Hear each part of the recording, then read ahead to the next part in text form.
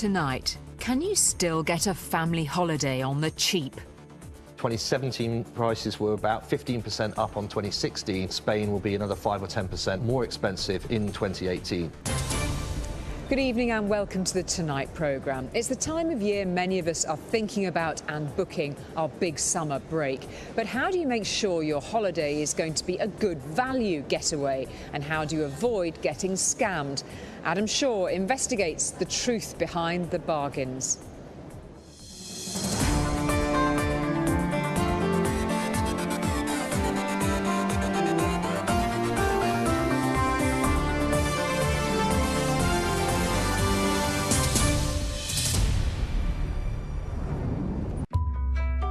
There are bargains to be had and smart ways to shop for the best breaks, and we're going to be looking at some of them.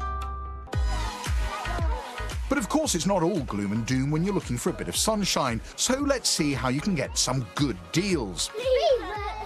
Meet Paul and Kerry and their kids Liam and Luke. Last year they went without a holiday so they could upgrade their house. But now they've got their new kitchen, they're keen to take a proper break. So, Kerry, what do you want from your summer holiday? I think mainly to keep the children entertained and give us a chance to relax a little bit. I do like to have a little sunbathe. And so just something where we can just chill out for a little bit. They don't have money to burn, especially as they're also saving up to get married. And it'll have to be peak season because Paul's a teacher and Kerry a part-time teaching assistant. We're both working in schools and we've now got our eldest child in school. So now we're tied to term time for a long time now. Yes, for another 18 years you're looking forward to for peak expensive holidays. So, can they find the perfect getaway without breaking the bank? Meet our holiday experts, package holiday specialist Joel Brandon Bravo and Tom Hall, who champions DIY holidays. They've got the know-how to help, but they don't always see eye to eye. You can get better deals if you book a package, and the reason they tend to be cheaper is a lot of travel agents will put down large investments in the resort, bulk buy rooms, and then be able to sell them at a lower price than you would get them independently. If you wanted to spend a few days in a resort-type environment or a few days on a campsite and then a few days in a city, and you wanted to drive rather than fly, I still think you're better off doing that yourself. We'll see what our experts find for our family later. Now, you may have to brace yourselves for bad news when it comes to the price of this year's holiday. But should you buy early or late to get the best deal? 2017 prices were about 15% up on 2016, and one of the largest tour operators in the UK came out saying they think Spain will be another 5 or 10% more expensive in 2018. So the longer you leave it, the likelihood is less choice and probably paying more. If you wait till later in the year, you may well find that the exact place you want to go to is either more expensive or not available at all. But you may also find that other places have suddenly become much better value. So it depends if you're prepared to take a little bit of a risk. And what are the locations which should be on the radar of bargain hunters this year? There are destinations that are coming back on the map after maybe a few years of being less popular. Turkey and Greece being great examples. They're good places to start looking. Well, we're hearing quite a lot of buzz around Montenegro this year. People may be looking for somewhere that's a bit more off the beaten track than maybe Croatia, which was a big destination last year. More unusually, we've heard some good things about even the Polish Riviera. Of course, it's always important to look for the atoll symbol when you're booking.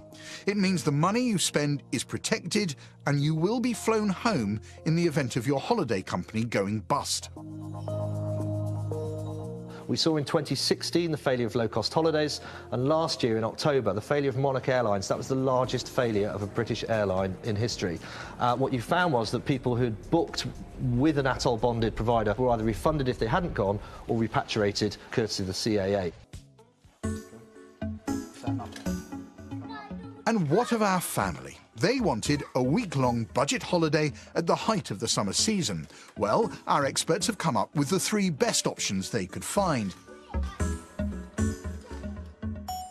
The first, a chalet at a campsite in northern France for around £1,000.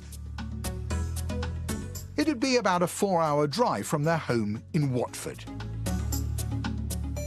I was thinking of a way to keep the price down, give them a great holiday, but without having a huge journey. So by taking the shuttle rather than flying, the campsite in question was actually really quite close to Calais, still close to great beaches, really lovely towns. The campsite itself has got a swimming pool, water slides, lots to do in it.